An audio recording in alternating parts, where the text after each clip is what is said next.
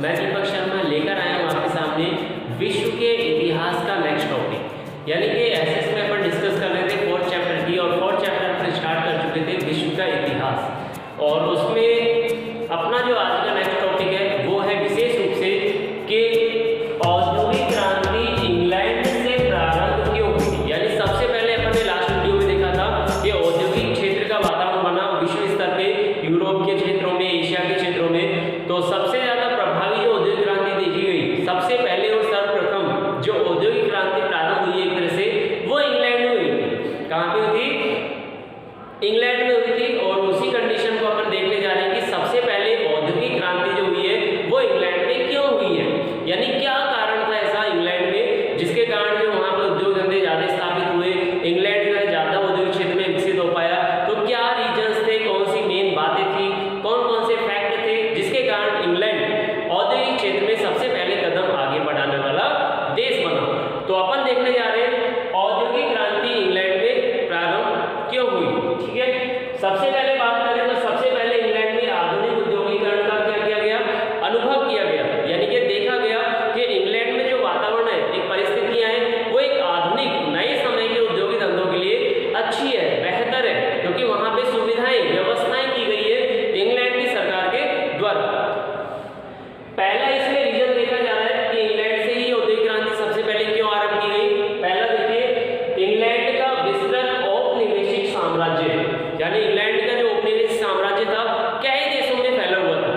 England में तो था ही, अन्य देशों में जैसे भारत में, दक्षिण अफ्रीका में और भी यूरोप के कई एशिया के क्षेत्रों में जो है इंग्लैंड के औपनिवेशिक शासन विस्तार था, फैला हुआ था, जिसके कारण उनको जो है वहां पे एक तरह से प्लेटफॉर्म मिल गया, वहां से संसाधन जुटाने का प्लेटफॉर्म मिल गया।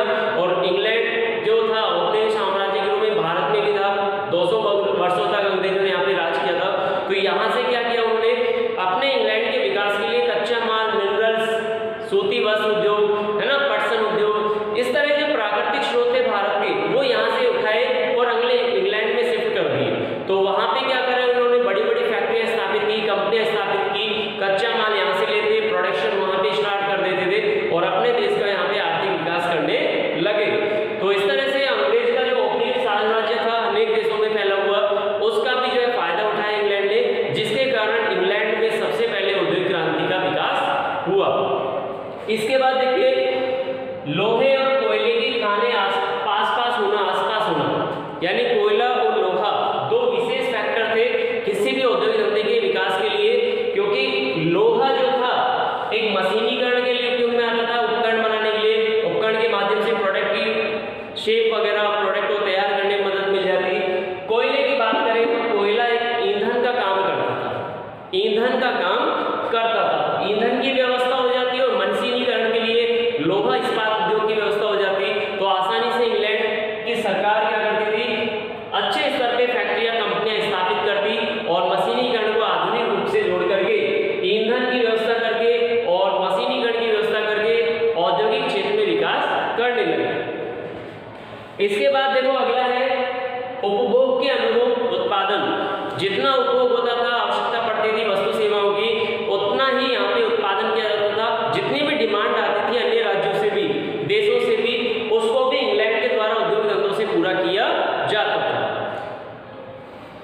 फ्रांस का निर्यात व्यापार उच्च कोटि की विलासी वस्तुओं का था, यानी फ्रांस जो व्यापार करता था विशेष रूप से विलासिता वाली AC, fridge, car, washing machine, ऐसी वस्तुओं को ज्यादा निर्यात करता था। विलासी वस्तुओं का उपभोग हमेशा सीमित रहता है, सीमित का मतलब ये है कि लिमिटेड, कुछ वर्ग के लिए ही है, जबकि इंग्लैंड का निर्यात व्यापार उन वस्तुओं का था जिनकी जरूरत बड़ी मात्रा में रहती थी। इंग्लैंड ऐसी वस्तुओं का ज्यादा निर्यात करता था, प्रोडक्शन ज्यादा करता था जिनकी जरूरत हर वर्ग के इंसान को थी, निम्न वर्ग का हो, चाहे मध्यम वर्ग का हो, चाहे उच्च वर्ग का, तो सभी जगह उसकी डिमांड रहती थी इंग्लैंड के प्रोडक्ट की। इंग्लैंड का विश्वास था कि यदि उन्हें और अधिक सस्ता बनाने के लिए साधन खोजे जाए तो उनका बाजार और बढ़ सकता है, यानी कि सस्ते से सस्ता प्रोडक्ट बनाने का प्रयास करना, टेक्नोलॉजी का यूज करना, ये इंग्लैंड की खासियत थी। इसलिए इंग्लैंड उन तरीकों को अपनाने के लिए तैयार था जिनसे वस्तुओं का बड़ी मात्रा में उत्पादन संभव हो सके। इंग्लैंड की खोज चलती रहती है, टेक्नोलॉजी का यूज किया जाता था, नई नई टेक्नोलॉजी का पता लगाया जाता था इंग्लैंड के द्वारा कि और अच्छे कम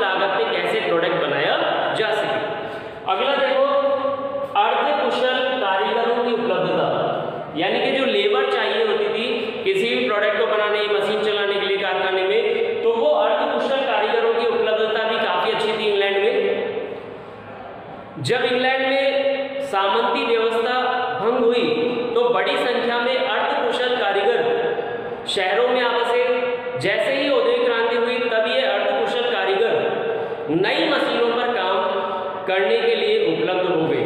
सामंती व्यवस्था चली, जमींदारी प्रथा के बाद सामंती व्यवस्था चली, तो जो किसान लोग थे उन्होंने परेशान होकर के शहर की ओर पलायन किया, और शहर की ओर पलायन किया तो औद्योगिक क्षेत्र से उनको रोजगार मिला। तो उद्योगों को भी क्या मिला, एक कम मजदूरी पे कम कुशल कारीगर मिलने लग गए। अगला देखो, फ्रांसीसी क्रांति एवं युद्ध, ये भी प्रभाव था इंग्लैंड में अच्छे औद्योगिकरण का। फ्रांसीसी क्रांति एवं नेपोलियन के युद्धों ने इंग्लैंड में औद्योगिक क्रांति के विकास में महत्वपूर्ण योगदान दिया। युद्ध के दिनों में इंग्लैंड को अपने सैनिकों व अपने साथी देशों के सैनिकों को आवश्यकताओं की पूर्ति के लिए उत्पादन के तरीकों में सुधार करने की आवश्यकता पड़ी। ठीक है, इसके बाद देखिए पूंजी की उपलब्धता। तो इंग्लैंड के पास काफी अच्छी पूंजी थी, अच्छा स्टॉक था, धनी देश था, एक तरह से समृद्ध था, और देशों में भी राज कर रहा था, मासिक पैसा कमा रहा था, तो पूंजी की काफी पर्याप्त उपलब्धता थी। यूरोप के अन्य देशों की अपेक्षा इंग्लैंड के पास बड़े बड़े कारखाने लगाने के लिए पूंजी उपलब्ध है। तात्कालिक परिस्थितियां पूंजी संग्रह तथा उसके उपयोग को प्रोत्साहित करने के लिए अनुकूल थी। 18वीं शताब्दी में इंग्लैंड में उद्योगपतियों को ऋण प्राप्त करने तथा पूंजी जमा करने की सुविधा मिल गई। यानी यहाँ पे इस तरह 18वीं शताब्दी जब चली थी तो इंग्लैंड के लोगों को पूंजी प्राप्त करने, जैसे बैंकों के माध्यम से उधार लेने या फिर पूंजी की क्षमता बढ़ाने का भी क्या मिल गया, एक तरह से अधिकार मिल गया। इससे लोगों ने क्या किया, उद्योगिक बढ़ावा देने के लिए उद्योग धंधों के लिए उधार लेना भी शुरू कर दिया। उसके बाद पूंजी संग्रह करने लगे, है ना, जुटाने लगे स्रोतों से, जिसके कारण औद्योगिक विकास में और तेजी देखी गई। अगला बिंदु देखिए, इंग्लैंड की अनुकूल भौगोलिक स्थिति। इंग्लैंड की अनुकूल भौगोलिक स्थिति भी जो है कारण है कि इंग्लैंड में औद्योगिक क्रांति क्यों आरंभ हो सकी। व्यापारिक दृष्टि से इंग्लैंड की भौगोलिक स्थिति अच्छी थी। इंग्लैंड के चारों ओर समुद्री सीमा होने से बाह्य आक्रमणों से सुरक्षित होने के कारण वह युद्ध जनित हानियों से बचा रहा और अपना औद्योगिक विकास कर सका। इंग्लैंड में हुई कृषि क्रांति ने भी औद्योगिक विकास को प्रोत्साहित किया। इंग्लैंड में हुई औद्योगिक क्रांति ने भी औद्योगिक विकास को क्या किया, प्रोत्साहित किया। तो यहाँ विशेष कारण था कृषि क्रांति इंग्लैंड में भी हुई, कृषि के उत्पादन को लेकर के, एग्रीकल्चर को लेकर के, अच्छे खाद बीजों का प्रयोग करके इंग्लैंड में भी जो है कृषिगत उत्पादन में वृद्धि का प्रयास किया गया, जिससे इंग्लैंड में भी कृषि उन्नत हो पाई, कृषि का तेजी से विकास हुआ और कृषिगत फसलों में वृद्धि हुई, जिसका फायदा किसको मिला, औद्योगिक क्षेत्र को, क्योंकि कच्चा सामग्री जो थी, माल जो था एग्रीकल्चर से मिल जाता था। जैसे मान लो सरसों का तेल बनाना है तो सरसों मिल गई एग्रीकल्चर से, चीनी बनानी है तो गन्ना मिल गया, कपास मिल गई कपड़ा बनाने के लिए। तो इस तरह रॉ मटेरियल जब एग्रीकल्चर से अच्छा मिलने लग जाता है तो किसी भी औद्योगिक क्षेत्र का विकास और बढ़ने लग जाता है।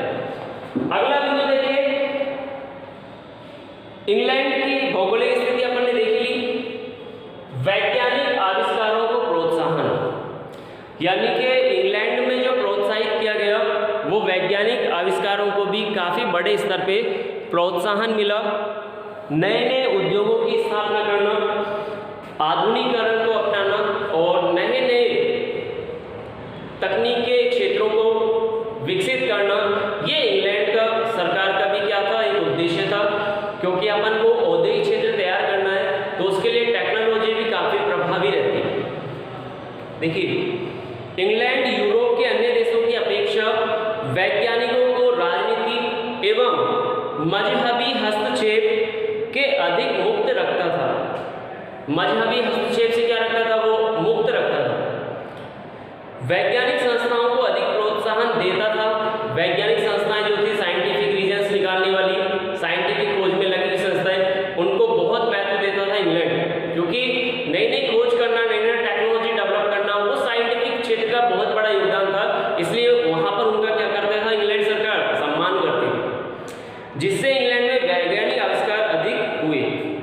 तो यहाँ पे वैज्ञानिक क्षेत्र का सम्मान करना, प्रोत्साहन देने से अनेक आविष्कार हुए हैं यहाँ पे इंग्लैंड में भी, जिसके कारण, आविष्कारों के कारण क्या आई? औद्योगिक क्रांति। औद्योगिक क्रांति आई यहाँ पे, और औद्योगिक क्षेत्र में काफी बड़ा बदलाव हुआ। किसके माध्यम से? वैज्ञानिक आविष्कारों के माध्यम से। तो अपन विशेष रूप से देख रहे हैं औद्योगिक क्रांति इंग्लैंड में क्यों आरंभ हो पाई, क्यों परिस्थितियां ऐसी थी जिसके कारण इंग्लैंड ही ऐसा देश था जो सबसे पहले औद्योगिक क्रांति में जो है औद्योगिक धंधों का विकास कर पाया। उसके मेन फैक्ट्स आपको ये पॉइंट याद रखने बेसिकली, ठीक है? 4 से 5 पॉइंट आपको डेफिनेटली याद रखने, कोई से भी याद रख लेना। एक तरह इस टॉपिक को ऐसे ले आप कि किसी देश द्वारा या किसी क्षेत्र द्वारा औद्योगिक विकास तेजी से किया जा रहा है या ज्यादा किया जा रहा है, उसके क्या कारण हो सकते हैं। तो कारणों को समझना। बाकी ये टॉपिक जो है आपका जुड़ा हुआ है औद्योगिकरण के अनुभव से जुड़ा हुआ है। इसमें कारण से ही पता लग रहा है अपन को कि इंग्लैंड में क्या परिस्थितियां थी, माहौल कैसा था, एग्रीकल्चर का योगदान क्या था, साइंटिफिक योगदान कितना था, वो सारे रीजन्स थे जिसके कारण इंग्लैंड में ही सबसे पहले औद्योगिक क्रांति प्रारंभ हुई। तो पहला पॉइंट देखिए अपन ने, इंग्लैंड का विस्तृत औपनिवेशिक साम्राज्य। कई देशों में इंग्लैंड का औपनिवेशिक साम्राज्य फैला हुआ था जिसका लाभ इंग्लैंड की सरकार को मिला, इंग्लैंड में औद्योगिक क्रांति को मिला। लोहे और कोयले की खानों का आसपास होना, तुरंत जो है औद्योगिक उत्पादन तेजी से हो पाता, ईंधन भी तुरंत मिल जाता था, उससे वस्तुओं का तेजी से निर्माण होने लगा।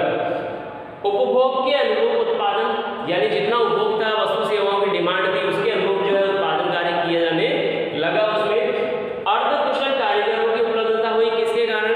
सामंती प्रथा चलने के कारण। सामंतवादी जब प्रथा चली तो औपनिवेशिक साम्राज्य के जो औपनिवेशिक साम्राज्य था उसने क्या कर दिया, किसानों की भूमि पर अधिकार कर लिया, जिससे किसान क्या हो गए, एग्रीकल्चर को छोड़ करके शहर की ओर आ गए और औद्योगिक क्षेत्र में रोजगार की तलाश करने लगे।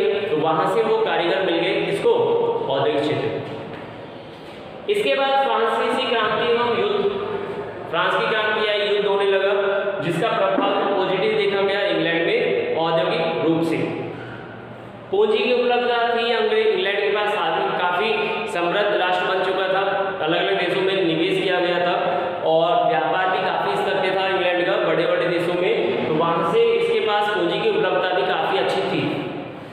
इंग्लैंड की अनुकूल भौगोलिक स्थिति, भौगोलिक क्षेत्र अच्छा था, वर्षा का स्तर अच्छा था, मिनरल्स की स्थिति अच्छी थी, आसपास औद्योगिक क्षेत्र थे, बड़े समृद्ध राष्ट्र थे जिनकी सहायता मिली, जिसके कारण औद्योगिक क्षेत्र में इंग्लैंड आगे बढ़ा।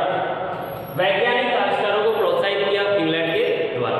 तो ये कुछ मेन पॉइंट्स है आज के टॉपिक के। आई होप आपको आज का टॉपिक समझ में आया होगा और वीडियो को 1 से 2 बार दोबारा देख लेना। मिलते हैं